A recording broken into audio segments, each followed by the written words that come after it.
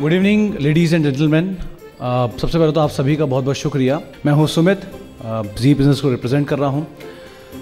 सबसे पहले शुरुआत करते हैं सेंसेक्स के सुल्तान सीज़न 4 के तीसरे सिटी राउंड यानी कि दिल्ली राउंड की। अहमदाबाद से हमने अपना जो सिटी राउंड की शुरुआत है वो की और धीरे धीरे हम पहुंच गए दिल्ली में। दिल्ली यानी कि देश की राजधानी, और ये इसलिए भी अहम होती है क्योंकि कई सारे ऐतिहासिक फैसले जो हैं वो इस देश की राजधानी से ही लिए जाते हैं। तो सेंसेक्स और सुल्तान सीजन 4 के दिल्ली राउंड की शुरुआत करते हैं, लेकिन चारों कंटेस्टेंट से बातचीत करने से पहले और उनको इंट्रोड्यूस करने से पहले मैं इंट्रोड्यूस करना चाहूँगा हमारे आज के जजेस को भी।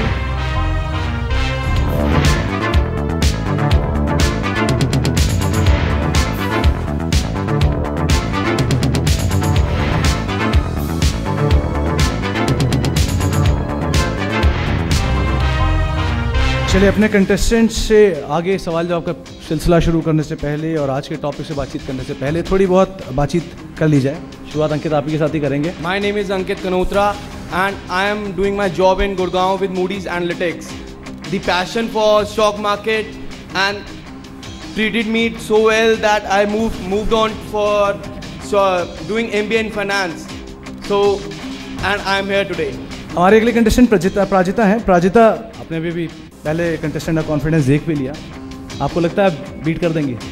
कोशिश करूंगी। चलिए 3 तरह के राउंड्स होंगे, सबसे ज़्यादा किसके ऊपर आप फोकस करेंगे? Second one. जैकपॉट क्विज का? या नेगेटिव मार्किंग होगी? जो आएगा मैं बताऊंगी, जो नहीं आएगा बस। चलिए सही रणनीति वैसे यही होती है। शुभेंदु भी मौजूद है और आप सबको बता दें शुभेंदु और प्राजिता हस्बैंड वाइफ। तो ये दूसरी बार ऐसा हुआ है क्योंकि पिछली बार सेंसेक्स और सुल्तान सीजन 3 में हमारे साथ पूरे सीजन में एक ही ऐसा कपल था जो कि कंटेस्टेंट था आमने सामने, लेकिन इस बार अब तक ये तीसरा राउंड है और तीसरे राउंड में दूसरी बार ऐसा हुआ है कि हमारे सामने हस्बैंड वाइफ हैं जो कि compete कर रहे हैं। तो शुभेंदु, गुड इवनिंग। क्या लगता है आपको बाकी कंटेस्टेंट को छोड़ प्राजिता से कितना अच्छे से compete कर पाएंगे आप? नहीं, उनसे तो compete करते ही आ रहा हूँ और यहाँ पे भी मुझे टफ कंपटीशन मिलेगा इसमें। आप मार्केट में ट्रेड करते हैं? नहीं, मैं डेरिवेटिव्स में आज तक मैंने ट्रेड नहीं किया है, बट सेंसेक्स का सुल्तान के वजह से मुझे ये नॉलेज गेन करने का मौका मिला है। ओके। और मैं भी कि मैंने ट्रेड नहीं किया है, पर मैं बाकी जो कंटेस्टेंट है उनको कड़ा मुकाबला तो दूंगा ही, और जो नॉलेज मेरे को अभी इसके वजह से मिला है सेंसेक्स का सुल्तान में पार्टिसिपेंट करने के लिए, वो नॉलेज मेरे से कोई छीन नहीं सकता। So that is the greatest thing that I have achieved for this particular event. चलिए पारस, अगला सवाल आपसे। नर्वस तो नहीं है? थोड़े हैं। चलिए शुरुआत करते हैं। सबसे पहले आपको ये बता दें कि इस राउंड में हमारे जो जजेस हैं उनके सामने 2 बॉल रखे गए हैं। उन दोनों बॉल्स में टॉपिक्स भी हैं और सभी कंटेस्टेंट्स के नाम भी हैं। तो एक एक करके जजेस टॉपिक्स चुनेंगे और कंटेस्टेंट चुनेंगे। उसके बाद जो टॉपिक उन्हें दिया जाएगा, हमारे चारों कंटेस्टेंट्स को 90 सेकंड का समय दिया जाएगा कि उस 90 सेकंड में उन्हें अपना प्रेजेंटेशन देना है। तो शुरुआत करते हैं अपने पहले जज के साथ। मिस्टर शर्मा, पहले आप ही से चाहूँगा कि आप शुरुआत करें। पहला जो नाम है वो है अंकित कानोत्रा। ओके। और उनको बोलना है बुल कॉल स्प्रेड स्ट्रेटजी पे। जी, और अंकित आपका समय शुरू होता है अब।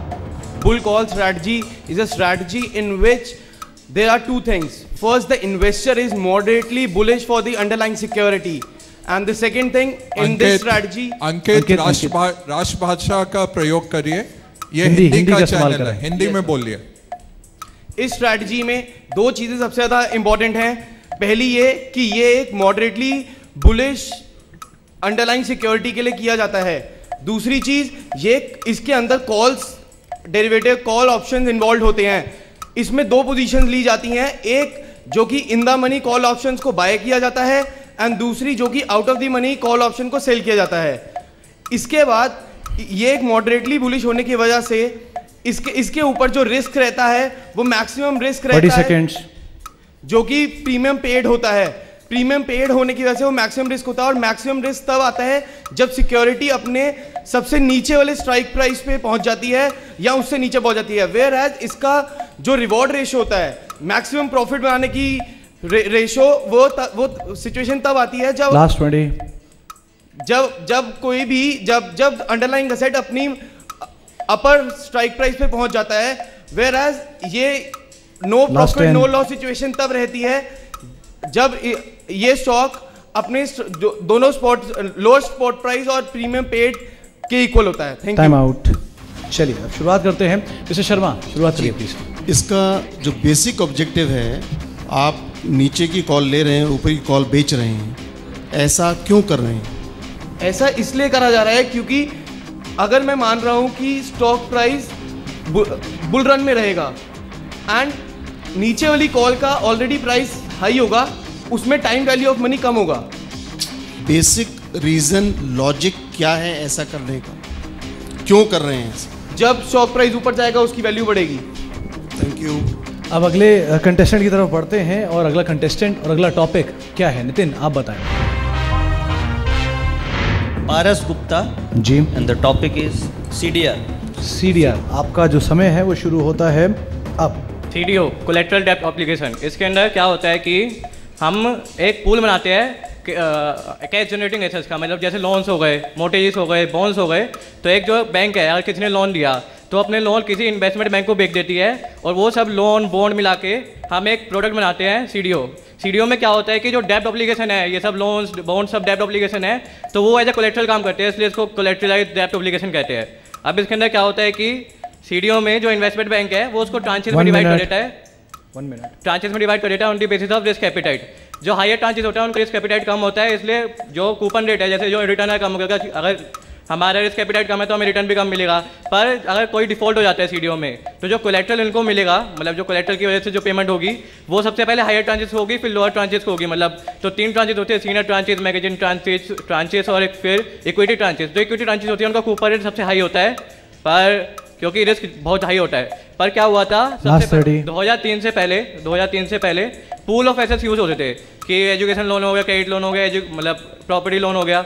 पर बाद में 2003 के बाद हाउसिंग बूम की वजह से बैंकों ने एक्सेसिव हाउसिंग लोन दिए और ये सब हाउसिंग लोन के अंदर, मतलब CDO हाउसिंग लोन से सारा जो CDO के अंदर हाउसिंग लोन समा गया। तो जब 2008 में क्राइसिस हुआ तो CDO मतलब one of the worst performing class थी, जिसके अंदर जो AAA रेटिंग वाले हायर ट्रांचेस थे उनको भी सीधा जंक रेटिंग दे दी गई। Thank you. चलिए 2 सेकंड आपने बचाए भी हैं पारस, एटलीस्ट कुछ टाइम आपने बचाया ज़रूर है। शुरुआत अजय जी मैं आपके साथ करना चाहूँगा। तो पारस, आपने तो सुपर फास्ट एक्सप्रेस की तरह सब समझा दिया, बट सुनने वालों को समझ आया कि नहीं ये नहीं पता। CDO मतलब बहुत ही मुश्किल टॉपिक है, मतलब आसान नहीं है। CDO एक बहुत ही कॉम्प्लेक्स क्लास है, it is not so easy. मतलब इसको 1.5 मिनट में समझाना समझ लीजिए कि बहुत ही मुश्किल है। पारस, क्योंकि यहाँ जो भी टॉपिक्स दिए गए हैं सभी टफ टॉपिक हैं और सभी कंटेस्टेंट्स को ये लग भी रहा होगा कि उनका टॉपिक सबसे टफ है। अच्छा, अब सुनिए, अब आप बोलिए मत, अब सुनिए, ठीक है? जब हम बोलेंगे तब बोलिएगा, थोड़ा वाणी को विश्राम दीजिए। फीडबैक क्या है आपके लिए?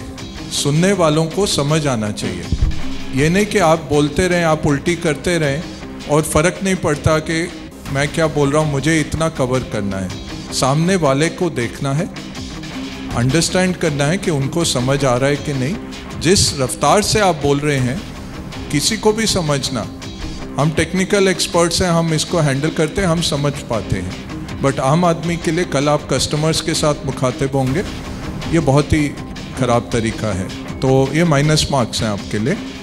अब CDO मार्केट में गड़बड़ कहाँ से हुई? ये तो AAA रेटेड बॉन्ड आ रहे थे सारे, आपने मॉर्टगेज मार्केट की बात करी, एक ये किस कंट्री में हुआ और इसमें प्रॉब्लम कहाँ से आया, ये समझाइए। 2003 में USA में हाउसिंग बूम आया था, तो जो हाउसिंग लोन थे वो बैंकों ने एक्सेसिव दिए, जिनकी इनकम नहीं थी उनको भी हाउसिंग लोन मतलब दिए गए और मतलब हाउस की वैल्यू बढ़ती गई। तो उसके हिसाब से जब हमने इन्वेस्टमेंट बैंक ने CDO बेचे, उस वक्त तो सब मार्केट अच्छी चल रही थी, तो क्योंकि 2003 से 2007 तक बढ़िया मार्केट चली थी, तो हाउसिंग बूम आया था, हाउस के प्राइस बढ़ते जा रहे थे, तो लोन भी दिए जा रहे थे लोग। तो क्या हुआ कि CDO मार्केट में जो पहले तो AAA रेटिंग दी गई हायर ब्रांचेस को, उसके बाद रेटिंग कम होती है AA BB। तो जो पहले हाउस थे वो, पर जब जैसे ही 2008 में क्राइसिस हुआ तो हाउसिंग की वैल्यू कम हो गई, लोग लोन पे नहीं कर पाए और हाउसिंग की वैल्यू उतनी नहीं थी कि वो कोलेटरल, मतलब जो हमने CDO जिस प्राइस में बेचे थे, जिन्होंने उतने मतलब जो खरीदे गए थे उतनी वैल्यू हाउस की रही नहीं, क्योंकि हाउसेज की वजह से स्टीपली डिक्लाइन हो गए। और जो हेज फंड थे, पेंशन फंड थे, तो उन सबको बहुत लॉस लगा, क्योंकि जो AAA रेटिंग वाले बॉन्ड थे उनको भी सीधा जंक में दिया गया, क्योंकि कोलेटरल इतना था ही नहीं कि उनको पैसे डाइवर्ट किए जाए। तो सीडीओ का जो बायर होता है, खरीदार होता है, उसको लॉस क्यों आता है? क्योंकि उसको पहले जो हायर ट्रांचेस से लोअर ट्रांचेस से उनको इंटरेस्ट भी नहीं मिला, ऊपर से उनको कुछ मिला भी नहीं। जो हायर ट्रांचेस से जो सोच रखे थे कि हमारा तो इंटरेस्ट कम आ रहा है पर हमें बाद में कम से कम पेमेंट तो मिल जाएगी, उनको वो पेमेंट भी नहीं मिली क्योंकि हाउसिंग की वैल्यू, हाउस की जो वैल्यू थी वही बहुत कम थी, तो उनको पेमेंट भी नहीं मिल पाई पूरी अपने तरीके से। तो हाउस की वैल्यू कम थी बट पेमेंट तो लोग कर रहे होंगे ना मॉर्टगेज पे? नहीं, लोग पेमेंट उनकी इनकम जो लोगों को दिया गया था, बैंकों ने धड़ाधड़ लोन बांट दिए, हाउसिंग लोन दे दिए, जिनकी इनकम नहीं थी उनको भी दिए गए, तो वो पे नहीं कर पाए। ऊपर से फिर हाउसिंग के प्राइसेस, हाउस के प्राइसेस भी क्रैश हो गए, तो वो मोटे जो वैल्यू आएगी वो भी कम आएगी, तो इसलिए। ठीक है, अच्छा आपने आंसर दिया, कॉन्ग्रेचुलेशंस। जी चलिए।